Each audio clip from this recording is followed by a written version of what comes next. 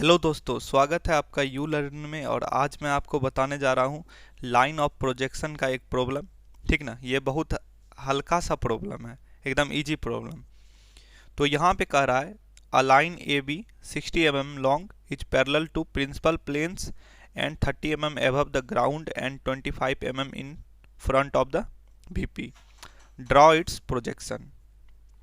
तो ये बहुत इजी प्रॉब्लम है। तो इसको समझने के लिए क्या करते हैं, सबसे पहले ये जो छोटा सा पेंसिल आपको दिख रहा है जो क्लासमेट का है, ठीक ना, तो इस पेंसिल को हम लोग ए बी लाइन मान लेते हैं। थोड़ा देर के लिए मान लीजिए आप ये ए बी लाइन है। मानने का तो आप कुछ भी मान सकते हैं, ठीक। तो ये है ए बी लाइन, ठीक। अब ये कितना mm का है, 60 mm दिया हुआ है। कितना mm, 60 mm। और उसके बाद कह रहा है is parallel to principal planes, ठीक ना। अब आपको पता होगा कि इसको हम लोग लिख सकते हैं एच पी।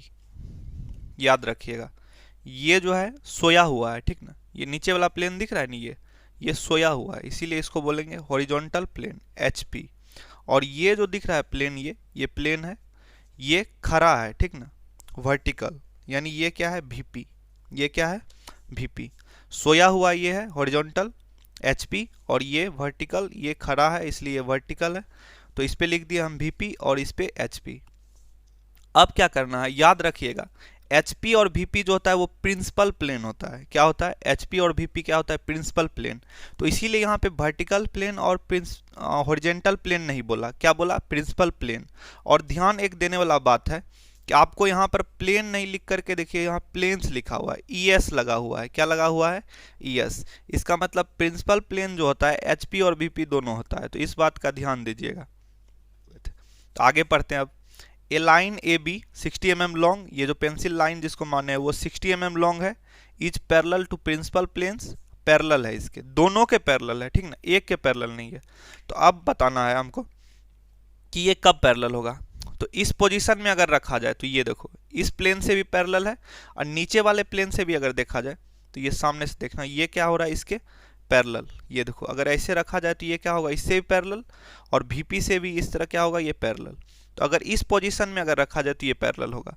अच्छा, इसको एक अलग व्यू से देखने का कोशिश करते हैं। अगर अगर ये आप ध्यान से देखना, ये अगर इस तरह रखा जाए तो इससे भी पैरेलल हो रहा है और यहाँ से भी पैरेलल हो रहा है, ठीक। आ रहा है बात समझ में। तो ये वीपी से भी पैरेलल है और एचपी से भी पैरेलल है। ये बहुत छोटा बात है। अगर यही छोटा छोटा चीज़ अगर हम लोग समझ जाए तो आगे प्रोजेक्शन ऑफ लाइन का जो हार्ड प्रॉब्लम आएगा, जो उसको समझने में आसानी होगा। स्टूडेंट छोटे छोटे बातों को इग्नोर कर देते हैं, इसलिए उसको आगे समझ में नहीं आता, ठीक ना। तो ये अभी क्या हो रहा है, वीपी से भी पैरेलल हो रहा है और जो नीचे आपका एचपी है वहाँ से भी पैरेलल हो रहा है। और क्वेश्चन में कह दिया है पैरेलल टू प्रिंसिपल प्लेन्स। उसके बाद आगे इसमें कह रहा है 30 mm above the ground. Ground किसको बोलते हैं, हॉरिजॉन्टल प्लेन को बोलते हैं ग्राउंड। तो यहाँ से देखिए क्या होगा, ये 30 mm अबव होगा। क्या होगा, 30 mm अबव। पैरेलल तो होगा ही, ये देखिए पैरेलल तो होगा और 30 mm अबव होगा। यहाँ से क्या होगा, 30 mm अबव, ठीक। उसके बाद आगे कह रहा है and 25 mm in front of the VP.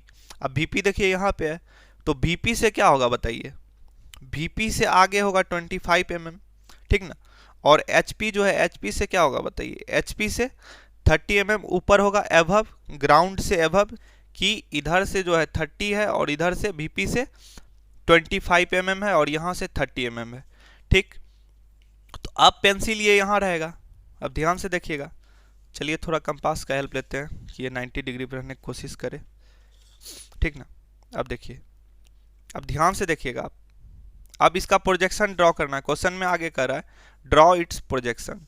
तो इसका प्रोजेक्शन कैसे ड्रॉ होगा, तो ये एच पी वीपी। अब ये जो है यहाँ पे है वीपी से भी पैरेलल और एचपी से भी पैरेलल। अब क्या करना है, हम लोग को पता है प्रोजेक्शन जो ड्रॉ होता है वो एक टॉप व्यू होता है और दूसरा फ्रंट व्यू। और ये भी पता होना चाहिए, जब हम टॉप से देखेंगे यानी ऊपर से देखेंगे। अब थोड़ा देर के लिए मान लेते हैं कि ये हमारा आई है, ठीक ना।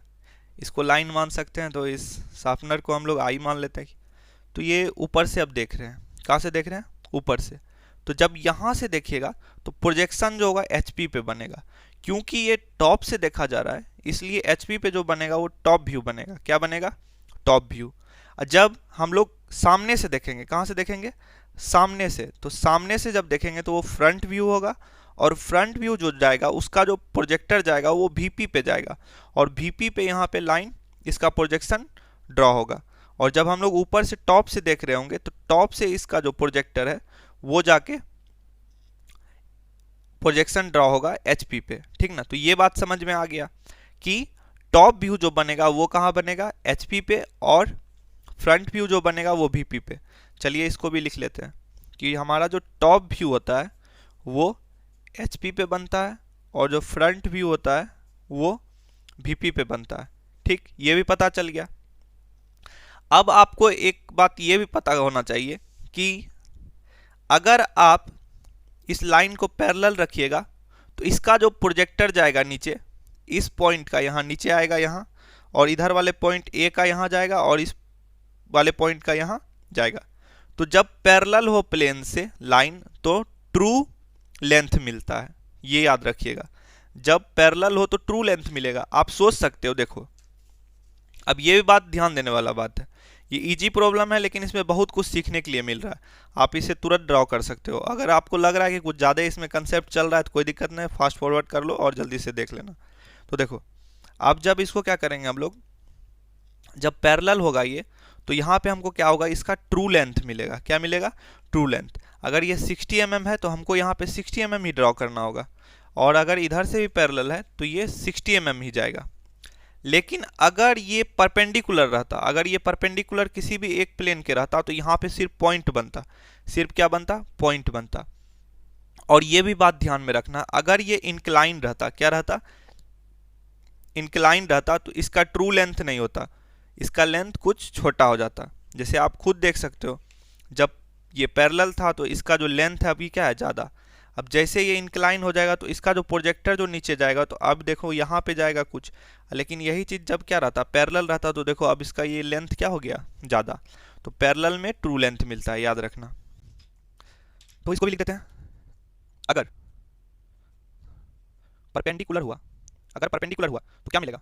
पॉइंट मिलेगा। ठीक, पैरेलल हुआ तो क्या मिलेगा? True length of line. क्या मिलेगा? True length. अगर अगर क्या होगा? इंक्लाइन होगा। क्या होगा? इंक्लाइंड।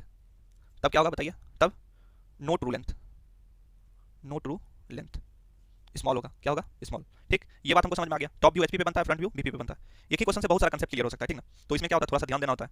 बहुत दिन से वीडियो नहीं बना पा रहे थे, बहुत स्टूडेंट वेट कर रहा था, बहुत वेट करवाए। ठीक है, कोई बात नहीं है, अब जब आ ही गए हैं तो अब सिखा के ही छोड़ेंगे। हाँ, तो अब इस प्रॉब्लम को चलिए अब ड्रॉ करते हैं। तो चलिए एक कंसेप्ट और भी देखते हैं। तो कंसेप्ट क्या है? ये लाइन था हमारा AB, लाइन क्या था? AB। ठीक ना? तो सबसे पहले टॉप व्यू पे जो बनाएंगे तो HP बनेगा।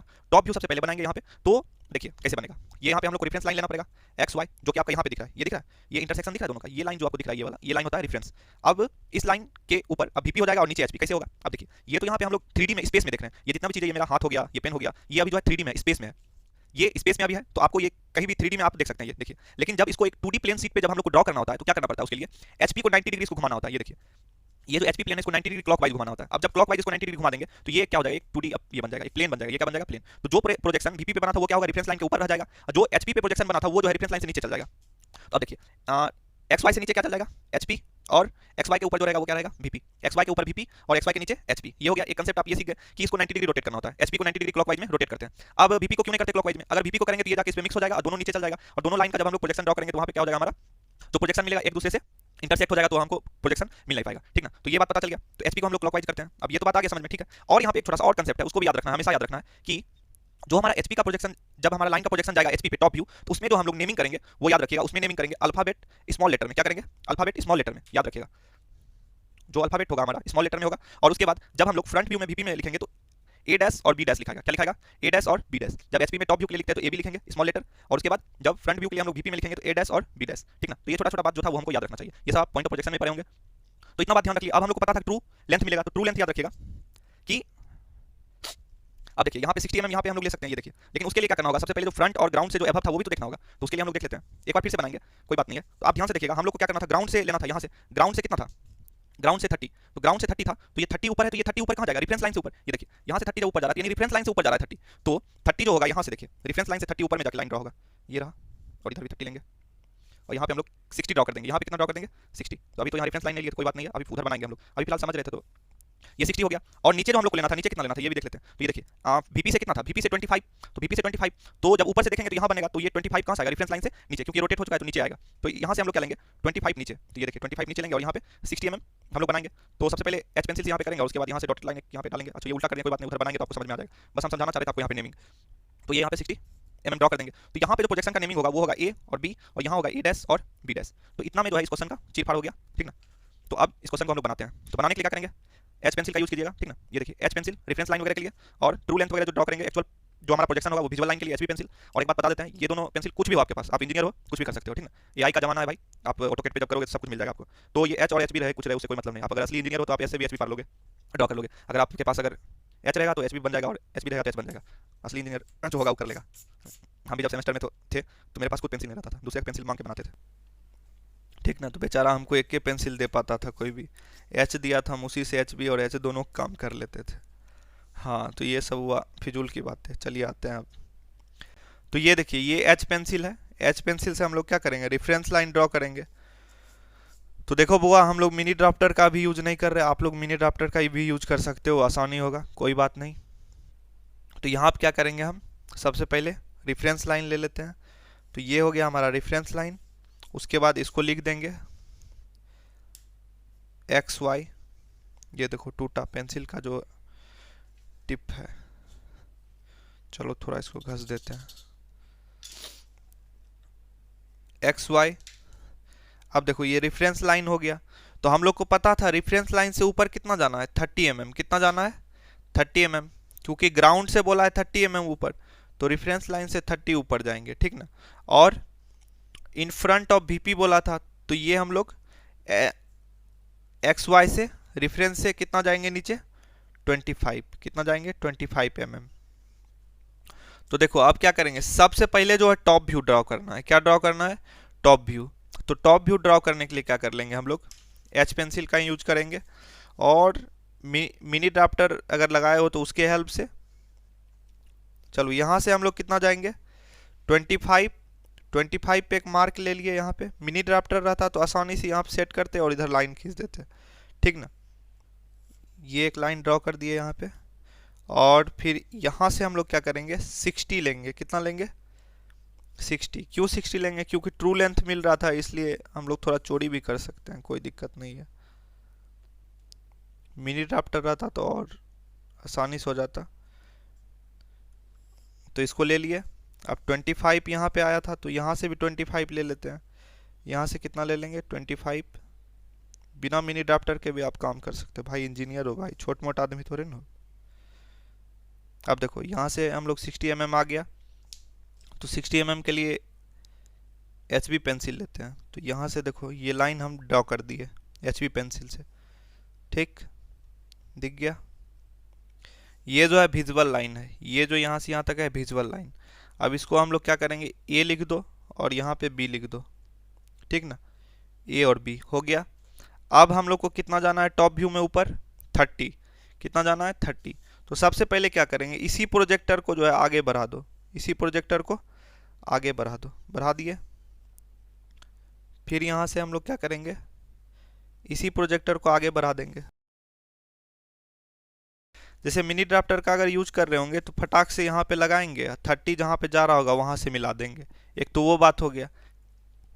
अगर आपके पास कंपास होगा तो कंपास का हेल्प ले सकते हो। ये देखो इसको क्या करेंगे मैच कर देंगे, उसके बाद 30 का मेजरमेंट ले लेंगे। कितना का मेजरमेंट 30 का। चलिए 30 का मेजरमेंट यहाँ से ले लेते हैं, ये रहा 30 का मेजरमेंट यहाँ से ले लेते हैं। उसके बाद यहाँ से क्या करेंगे कट लगा देंगे, ये रहा छोटा सा कट, और एक कट यहाँ भी लगा देंगे। अगर ये चीज़ नहीं है मिनी ड्राफ्टर से भी आप कर सकते हो, और नॉर्मली आप स्केल से भी कर सकते थे। यहाँ से इस तरह ये देखो 30 पे मार्क कर देते, यहाँ मार्क कर देते, और उसके बाद यहाँ से फिर एक बार फिर से मार्क यहाँ पे कर देते। देखो सेम जगह मार्क आया, कोई बात नहीं, आप कुछ भी दिमाग लगा सकते हो भाई, छोट मोट आदमी नहीं हो, इंजीनियर हो। अब इसको क्या करेंगे एचबी से हम लोग क्या करेंगे इसको मैच कर देंगे, विजुअल लाइन होगा ये, ठीक ना, क्या होगा विजुअल लाइन। तो इसको यहाँ से मैच कर दिए। तो इसका जो नेमिंग करेंगे वो ए डैश और ये क्या होगा बी डैश, ए डैश और बी डैश। ये जो बना है ये हमारा क्या है, ये है हमारा फ्रंट व्यू एफ भी, और नीचे जो ये है ये क्या है, टॉप व्यू टी भी, ठीक ना। अब इसमें क्या करेंगे हम लोग, इसका ये एक्सटेंशन लाइन, इसको मान लो इसका थोड़ा सा डायमेंशनिंग कर देते हैं। एक्सटेंशन लाइन ये हो गया, उसके बाद यहाँ पे डायमेंशनिंग लाइन लेंगे,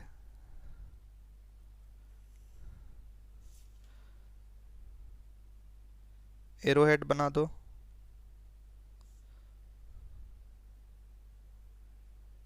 और उसके बाद इसके ऊपर में लिखना है 60 mm, इसके ऊपर में 60 mm। अब भाई ये छोटा सा क्वेश्चन था, इसमें हम 22 मिनट का वीडियो बना दिए, हद कर दिए। अच्छा नेक्स्ट प्रॉब्लम जो कराएंगे पक्का कहते हैं लिख के ले लो कि उसको 5 मिनट में बना देंगे, ठीक ना। चलो ठीक है, नेक्स्ट वीडियो में मिलते हैं अब।